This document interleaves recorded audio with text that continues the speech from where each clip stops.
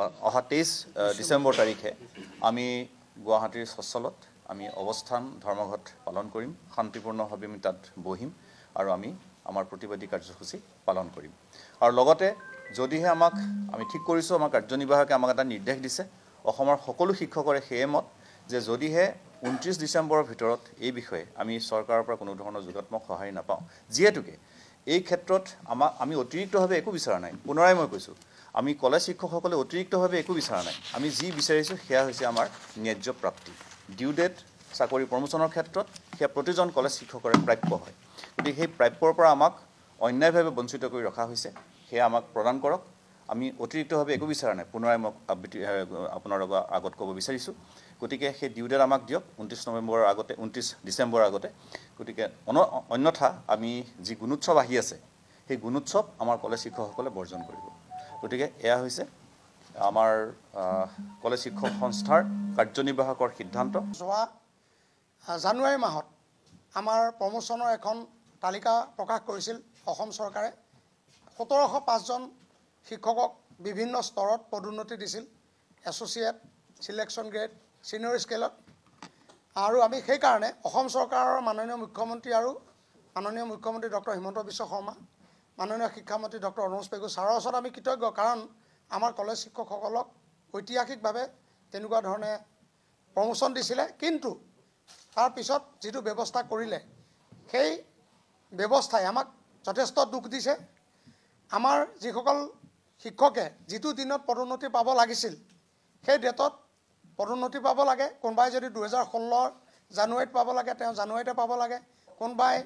2022 ফেব্ৰুৱাৰীত পাব লাগে ফেব্ৰুৱাৰীতে পাব লাগে বা 23 মাৰ্চত পাব লাগে মাৰ্চতে পদোন্নতি পাব লাগিছিল কিন্তু অসম চৰকাৰে কি কৰিলে সকলোকে একাকাৰ কৰি 1/4/2024ত পদোন্নতি দিয়াৰ ব্যৱস্থা কৰিলে ই আমাৰ অসমৰ কলেজ শিক্ষকসকলৰ ক্ষেত্ৰত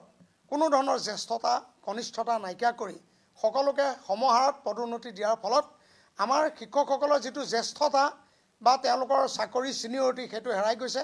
ফলত আমাৰ শিক্ষকসকল যথেষ্ট ক্ষতিৰ সন্মুখীন হৈছে কোনবাই যদি এতিয়া 2025ত যদি তেওঁ এছ'চিয়েট হ'ব লাগিছিল তেওঁ এছ'চিয়েট গৈ এতিয়া 1/4/2024 কৰি দিয়াৰ ফলত 27 পাইছেগৈ কিছুমানে যদি সিলেকশ্যন গ্ৰেড পাব লাগিছিল 2024ৰ লাষ্টৰ ফালে তেওঁ গৈ পেলাই আমাৰ 5 বছৰ আৰু পিছলৈ গুচি গ'ল গতিকে যেটো সিনিয়ৰিটি এই সিনিয়ৰিটিৰ ক্ষেত্ৰতো আমি শিক্ষকসকলক যথেষ্ট আমি ক্ষতি কৰা আমি দেখা পালোঁ লগতে আমাৰ এই যিবিলাক কাম হৈছে এইবিলাক আমাৰ ইউজিচি ৰেগুলেশ্যনৰ পৰিপন্থীভাৱে চৰকাৰে কৰিছে আমি অসমৰ মাননীয় মুখ্যমন্ত্ৰী ডক্টৰ হিমন্ত বিশ্ব শৰ্মাদেৱক আমি অনুৰোধ জনাইছো শিক্ষামন্ত্ৰী ডক্টৰ অনুজ পেগু ডাঙৰীয়াক অনুৰোধ জনাইছো আৰু ইতিমধ্যে বহুবাৰ অনুৰোধ জনাইছোৱে যে আমাৰ এই সমস্যাবিলাক আপোনালোকে সমাধান কৰি আমাৰ শিক্ষকসকলে যি ক্ষতি হৈছে বিস্তৰভাৱে ক্ষতি হৈছে এই ক্ষতিক শেষ কৰিব লাগে আমাক যেটো আমাৰ ডিউ ডেট সেই ডিউ ডেটৰ পদোন্নতি দিব লাগে ইতিমধ্যে আমাৰ সম্পাদক ডাঙৰীয়া মই আমাৰ কাৰ্যনিৰ্বাহকে মুখ্যমন্ত্ৰী ডাঙৰীয়াক অনুৰোধ জনাই তেখেতৰ সাক্ষাৎ জনাই প্ৰায় 5 বাৰ তেখেতক চিঠি দিছো আমি বিভিন্ন সময়ত যোৱা পুৰহি আমাৰ 17 তাৰিখে আমি পুনৰ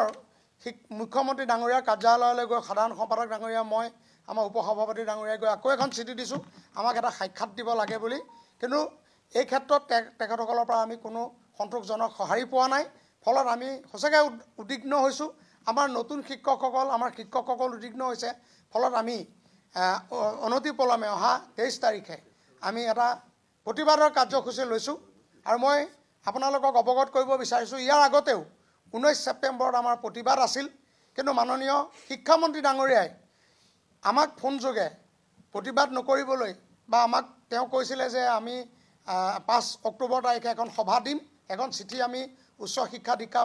অধিকাৰ মহোদয়ৰ পৰা পাইছিলোঁ যে 5 অক্টোবৰ তাৰিখে শিক্ষামন্ত্ৰী ডাঙৰীয়াই অসম কলেজ শিক্ষক সংস্থাৰ লগত আলোচনা কৰিব সেই কথাখিনি কোৱাৰ পিছত আৰু শিক্ষামন্ত্ৰী ডাঙৰীয়াৰ যেটো অনুৰোধ সেই অনুৰোধক আমি সন্মান জনাই আমি আমাৰ সেই 19 ছেপ্টেম্বৰৰ আন্দোলনটো আমি স্থগিত ৰাখিছিলোঁ কিন্তু পৰৱৰ্তী সময়ত 7 অক্টোবৰ তাৰিখে তেওঁ কোৱা মতে আমাৰ মিটিং হ'ল কিন্তু আজিলৈকে কোনো এটা সিদ্ধান্ত কাৰ্যকৰী নহ'ল গতিকে আমি যিবিলাক আমি অপেক্ষাৰত বা আমি অপেক্ষা কৰি চালো ইয়াৰ পৰা কোনো ধৰণৰ আমাৰ ফলে ধৰা নাই আমাৰ শিক্ষকসকল বহুত উদ্বিগ্নতাত দিন পাৰ কৰিছে আমি কৈ ভাল পাম গৌৰৱ কৰি ভাল পাম যে NEP 2020 কাৰ্যকৰীকৰণৰ ক্ষেত্ৰত অসম কলেজ শিক্ষক সংস্থাৰ প্ৰতিজন সদস্যই তেখেতসকলৰ যিমান দিব লাগে সিমান উজাৰি দিছিলে আৰু এতিয়া অসমৰ যি উচ্চ শিক্ষা এই উচ্চ শিক্ষাক আগবঢ়াই নিয়াত আমি 100% অসম চৰকাৰৰ উচ্চ শিক্ষা বিভাগ আৰু মাননীয় মুখ্যমন্ত্ৰী ডাঙৰীয়াক আমি সহায় কৰি আহিছোঁ কিন্তু আমিও অনুৰোধ জনাইছোঁ যে আমাৰ শিক্ষকসকলে যিমানবিলাক সমস্যা আছে 8 নৱেম্বৰ তাৰিখে এখন OM আমি চৰকাৰে প্ৰকাশ কৰিলে সেইখনৰ মডিফিকেশ্যন বিচাৰিছিলোঁ হ'ব বুলি কৈছে আজিলৈকে হোৱা নাই পুৰণি যিবিলাক সমস্যা আছে আমাৰ PhD ইনক্ৰিমেণ্টৰ সমস্যা বা আমাৰ টিউটৰসকলৰ দৰমহাৰ সমস্যা মহাবিদ্যালয়বিলাকৰ আন্তঃগাঁথনিৰ সমস্যা ইত্যাদি ধৰি পেলাই আমাৰ বিভিন্ন সমস্যা আছে আমি ষষ্ঠ দৰমহা আয়োগ আৰু সপ্তম দৰমহা আয়োগৰ যি বকেয়া আজিলৈকে পোৱা নাই গতিকে আমি চৰকাৰক অনুৰোধ জনাইছোঁ যাতে আমাৰ ফালে দৃষ্টি নিক্ষেপ কৰি আমাৰ যিবিলাক সমস্যা তেখেতসকলে সমাধান কৰি আমাক যাতে আমাৰ অধ্যয়নত বা ছাত্ৰ ছাত্ৰীক পঢ়োৱাত আমাক অধিক মনোনিৱেশ কৰিবলৈ তেখেতসকলে সুবিধা